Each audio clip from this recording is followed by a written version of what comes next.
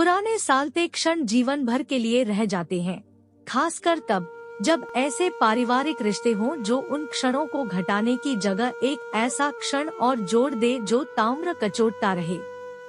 ऐसे ही सड़ेगले रिश्तों के पसोपेश की उधेड़बुन है यह कहानी। 5 वर्षों के निर्वासन के बाद मैं फिर यहाँ आया हूँ। सोचा था यहाँ कभी नहीं आऊंगा, लेकिन प्राचीन सालते क्षणों को नए परिवेश में देखने के मौका मैं स्मरण न कर पाया था। जीवन के हर निर्वासित क्षण में भी इस मोह की स्मृति मेरे मन के भीतर बनी रही थी और मैं इसी के उतार चढ़ाव संग घटता बढ़ता रहा था। फिर भी आज तक मैं यह न जान पाया कि यह मोह क्यों और किसके प्रति है। हाँ, एक नन्ही सी अनुभूति मेरे मन के भीतर अवश्य है जो मुझे बार बार यहाँ आने के लिए बाध्य करती रही है। यह अनुभूति माँ के प्रति भी हो सकती है और अमृतसर की इस धरती के प्रति भी जिसकी मिट्टी में लोट-पोट कर मैं बढ़ा हुआ। इसे लेकर मैं कभी एक मन नहीं हो पाया था। यदि हो भी पाता तो भी मुझे बार बार यहाँ आना पड़ता। बस से मैं बड़ी बदहवासी में उतरा।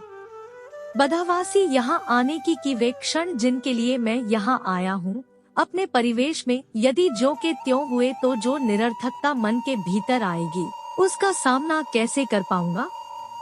बाद में हाथ में पकड़े ब्रीफकेस में सहेज कर रखी नोटों की गड्डी से मुझे बल मिलता है।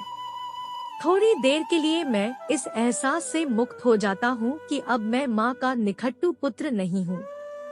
निखट्टू मेरा उपनाम है। इसके साथ ही मुझे याद हो आते हैं मेरे दूसरे उपनाम भी। सीधा और भोला होने के वश रखा गया भलोल उपनाम, सदा नाक बहती रहने के वश रखा दोमुही उपनाम। इन उपनामों से बार बार चिढ़ाने से मेरा जो रुदन निकलता तो माँ से लेकर छोटे भाई तक को गली में लड़ती कौशल्या की आवाज का आभास होता था। 9वीं में मेरे कौशल्या उपनाम की बड़ी चर्चा थी। मेरे मन में यह प्रश्न उस समय भी था और आज भी है कि अगर मैं भलोल हूँ या मेरी नाक बहती है तो इसमें मैं कहाँ दोषी हूँ। और यह भी कि मेरी दुर्दशा करने वाले मेरे अपने कहाँ हुए। अब सोचता हूँ मेरा इनके साथ केवल रोटी कपड़े तक का संबंध रहा है। वह भी इस घर में पैदा हुआ हूँ शायद इसलिए। मुझे पता ही नहीं चला कि कब संगम सिनेमा से गुजरकर पिंगलबाड़े तक पहुँच गया था। पिंगलबाड़े से मुड़ने पर पहले तहसील आती है। छुट्टी के रोज भी यहाँ भीड़ रहती है। जमघट लगा रहता है। मुकदमे ही मुकदमे, मुकदमे अपनों पर जमीनों के लिए, कत्लों के मुकदमे, तार तार होते रिश्ते, बेहिसाब दुश्मनी, कोई अंत नहीं। मैं जल्दी से आगे बढ़ जाता हूँ। आगे वह क्रिकेट ग्राउंड आता है जिस पर मैं बचपन में अपने साथियों संग क्रिकेट खेला करता था। माँ कहती क्रिकेट ने मेरी पढ़ाई ले ली। मैं कैसे कहता कि बड़े भाई की नई नई शादी, एक ही कमरे में पर्दे लगाकर उनके सोने का बंदोबस्त, रात भर चारपाई की चरमराहट, पर्दे के पीछे के दृश्यों की परिकल्पनाओं ने मुझे पढ़ने नहीं दिया था। पढ़ने के लिए मैं मॉडल टाउन चाचाजी के पास और 40 को पर भी जाता, पर पर्दे के पीछे की परिकल्पनाएं मेरा पीछा नहीं छोड़ती थी। धीरे धीरे मैं पढ़ने में खंडित होता गया था। परीक्षा परिणाम आया तो मैं फेल था। पढ़ने के लिए जब फिर दाखिला भरा तो बड़े भाई का मत बड़ा साफ था, तुम्हें अब की बार याद रखना होगा। व्यक्ति कारखाने में पैसा तब लगाता है जब उसे लाभ दिखाई दे, विडंबना देखें। जब यही बात राजू भाई ने इन्हें कही थी तो सबके समझाने और मनाने पर भी पढ़ाई छोड़ दी थी। राजू भाई केवल यही चाहते थे कि कुक्कू का चक्कर छोड़कर अपनी पढ़ाई पर ध्यान दे। आज वही शब्द कहने से वे बिल्कुल नहीं हिचकचाए थे।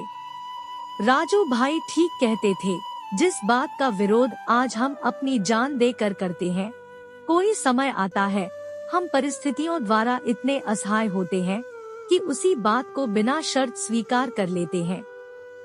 उस समय उनकी यह बात समझ में नहीं आई थी, आज समझ में आती है।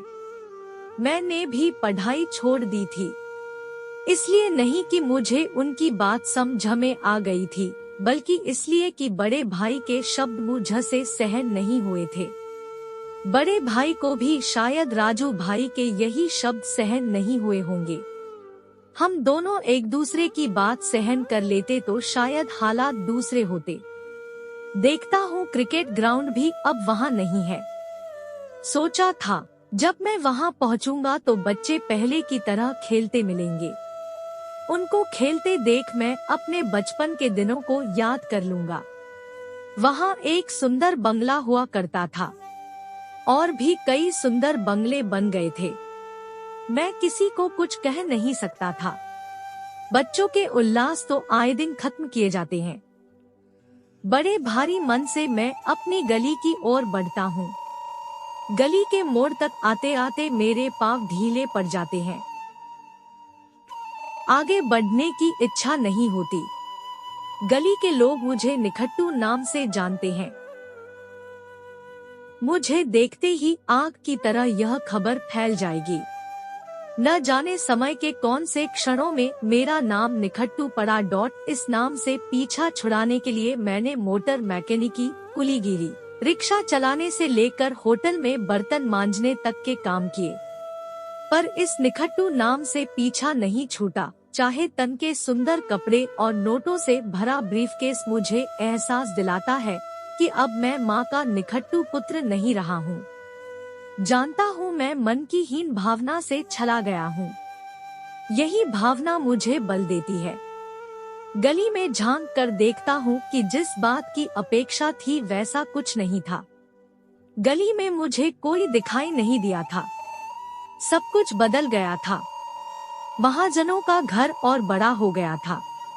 पहले हौजरी की एक मशीन हुआ करती थी, अब बहुत सी मशीनें लग गई है। गली भी पक्की हो गई है। मनसों की भैंसों के कारण जहाँ गंदगी फैली रहती थी, मुझे गली में कहीं भैंस दिखाई नहीं दी थी। घर के समीप पहुँचा तो मैं चकरा गया। हमारा घर कहाँ गया? उसकी जगह खूबसूरत 2 मंजिला मकान खड़ा था। मैंने इधर उधर देखा कि कोई पहचान वाला मिले तो पूछूं कि दिनेश साहनी का घर यही है। एकाएक ऊपर लिखे साहनी विला पर मेरी नजर पड़ी। दरवाजे पर एक और बड़े भाई के नाम की तख्ती भी दिखाई दे गई। भाई के नाम के नीचे लगी घंटी दबाने पर किसी अनजान महिला ने दरवाजा खोला। वह कपड़ों से नौकरानी लग रही थी। मुझे देखकर शायद वह यह पूछी कि आपको किससे मिलना है, कि इतने में कौन है, कहती हुई माँ दरवाजे तक चली आई। मुझे देखकर आश्चर्य के भाव उनके चेहरे पर आए, फिर सामान्य हो गई। मुख से निखट्टू निकलते निकलते रह गया पर निकला नहीं। माँ को देखकर नौकरानी सी लगने वाली भीतर चली गई।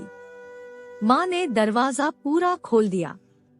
मैं उसको प्रणाम करने के बाद बड़े अनमने भाव से भीतर चला आया। कदम रखते ही आंखें चुंधिया गई। पूरे कमरे में ईरानी कालीन, एक और बड़ी सी डाइनिंग टेबल, दरवाजे के पास चमकदार फ्रिज, एक तरफ सोफा व बेड, गद्देदार कुर्सियां और टीवी के पीछे वाली दीवार पर मोतियों से बनाई गई एक औरत की आकृति फ्रेम की गई थी। मैं आगे नहीं बढ़ पाया। नहीं, माँ ने मुझे बढ़ने के लिए कहा, बैठने के लिए भी नहीं कहा। मैंने महसूस किया कि मुझे बैठाने से ज्यादा उसको यह बताने की चिंता है कि सारा सामान जिसे देखकर हैरान हूँ, कहाँ से और कैसे आया है। माँ बोली, ये सारा सामान दिनेश ने फॉरेन से मंगवाया है। यह ईरानी कालीन अभी पिछले महीने ही आया है। टीवी और फ्रिज बहुत पहले आ गया था। पूरे 10 लाख रुपए लगे हैं। मैंने महसूस किया मेरे ब्रीफकेस में पड़ी रकम एकदम छोटी है। जो रकम माँ ने बताई थी उससे दोगुनी छोटी। इन 5 वर्षों में जो क्षण मुझे सालते रहे हैं वे और बड़े हो गए हैं। जाने कहां से पीड़ा की एक तीखी अनुभूति भीतर से उठी और भीतर तक चीरती चली गई। पीड़ा इसलिए कि निखट्टू उपनाम से मुक्ति पाने की जो इच्छा लेकर यहाँ आया था वह जाती रही। बैठक और ड्योढ़ी मिलाकर ड्राइंग रूम में इतनी कीमत की चीजें हैं तो भीतर के कमरों में जाने क्या क्या देखने को मिले। माँ ने बताया, अपनी पत्नी के सारे गहने बेचकर जिस होटल में तुम बर्तन मांजते थे उसी होटल को खरीद लिया था। यह उसी की करामात है कि हमें कोई कमी नहीं है। ऐसे कहा जैसे अब भी उसी होटल में बर्तन मांजता हूँ। गांव की जमीन उसने छेड़ी तक नहीं। कहता था जिसमें सब हिस्सेदार हो उसमें वह कुछ नहीं करेगा। माँ को भय हुआ कि कहीं मैं होटल में अपने हिस्से का दावा न करने लगूं। इसलिए साफ बात करना ठीक समझी। मैं कहने को हुआ कि इस मकान में भी तो मेरा हिस्सा है, पर चुप रहा। बाद में माँ ने महसूस किया कि उन्होंने मुझे बैठने को नहीं कहा। बूट उतार कर सोफे पर बैठ जाओ, यह सुनकर मैं संकुचित हो उठा कि उसका अपना बेटा अपने भाई की ईरानी कालीन पर बूट पहनकर बैठ नहीं सकता। कालीन पर तो बूट पहनकर ही बैठा जाता है।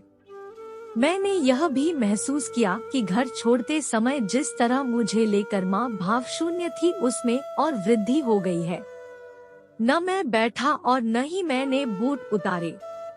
कहा चलूंगा माँ। देखने आया था कि शायद तुम्हें मेरा अभाव खटकता हो, पर नहीं, यहाँ सब कुछ उलट है। तुम्हें मेरा अभाव नहीं था बल्कि मुझे तुम्हारा अभाव था।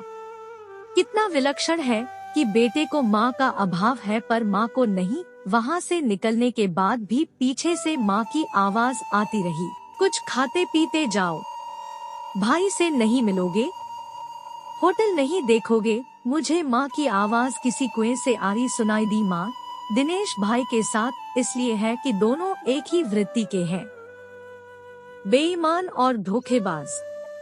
मैंने तो यह महसूस किया कि अब तक के सालते क्षणों में कुछ और क्षण समावेश कर गए हैं, और यह भी कि क्षण यदि खुद में बदल भी जाएं तो निरर्थकता और बढ़ जाती है जो आदमी को जीवन भर सालती है। आपका समय निकलकर हमारे साथ था, इसके लिए आपका धन्यवाद। अगली बार फिर से मिलते हैं नए और रोचक वीडियो के साथ। चैनल को सब्सक्राइब करना न भूलें। धन्यवाद और शुभकामनाएं।